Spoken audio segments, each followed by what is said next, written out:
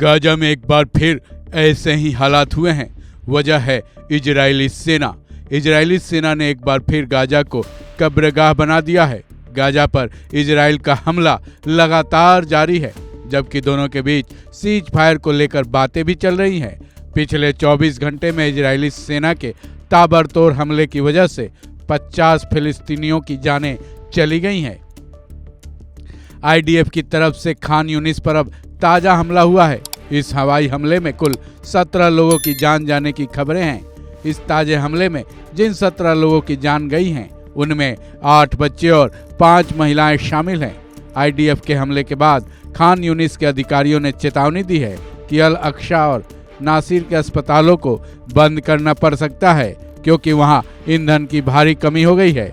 World media reports के मुताबिक IDF ने गाजा के खान यूनिस में एक रिफ्यूजी कैंप, एक कार और 2 घरों को निशाना बनाकर हवाई हमला किया। इस जबरदस्त हमले में 8 बच्चों और 5 महिलाओं समेत कुल 17 लोग मारे गए हैं। इतना ही नहीं, आईडीएफ की तरफ से हुए इस हमले में कई लोग गंभीर रूप से घायल भी हो चुके हैं, जिनकी गंभीर हालत को देखते हुए उन्हें तुरंत ही अस्पताल में भर्ती कराया गया। गौरतलब है कि गाजा पर यह पहला इजरायली हमला नहीं है। इससे पहले भी इजराइल ने गाजा पर एक के बाद एक कई हमले किए हैं, जिसमें हजारों लोग काल के गाल में समा गए। उसके बाद ही दोनों के बीच सीज फायर को लेकर बातचीत हो रही है, लेकिन इसी बातचीत के बीच ही इजराइल ने एयर स्ट्राइक कर अपनी मंशा जाहिर कर दी है। वहीं गाजा पर हो रहे हमलों पर रोक लगाने के लिए कतर में यूएई के विदेश मंत्री शेख अब्दुल्ला बिन जायद ने इजराइल के विदेश मंत्री गिदोन सार से मुलाकात भी की है।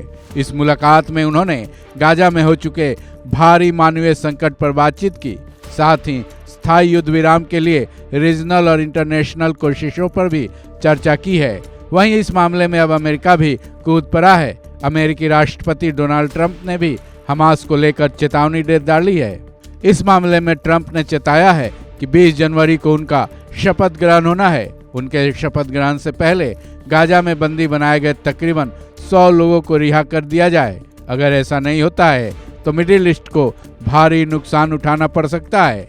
लेकिन हमास इजरायली बंधकों को रिहा करने के लिए किसी भी समझौते पर तैयार नहीं है। वो अपनी शर्तों पर अड़ा हुआ है।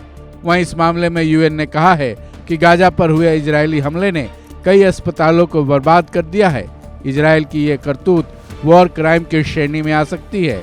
यूएन ने इसको लेकर एक डेटा भी पेश किया है, जिसके मुताबिक गाजा में कम से कम 27 अस्पताल नष्ट हुए हैं। साथ ही 12 दूसरे मेडिकल फैसिलिटीज पर 1-2 नहीं बल्कि 136 हमले हुए हैं, जिसका नतीजा ये हुआ है कि अस्पतालों में छुपे मरीजों के साथ डॉक्टर और हेल्थ वर्कर्स की भी जानें चली गई हैं। अब यूएन की चेतावनी का इजराइल पर क्या असर होता है, यह देखने वाली बात होगी, क्योंकि गाजा भी अपनी बात पर अड़ा हुआ है और इजराइल के हमलों का दौर जारी ही है। इस खबर में बस इतना ही। बाकी अपडेट्स के लिए जुड़े रहें वन इंडिया हिंदी के साथ।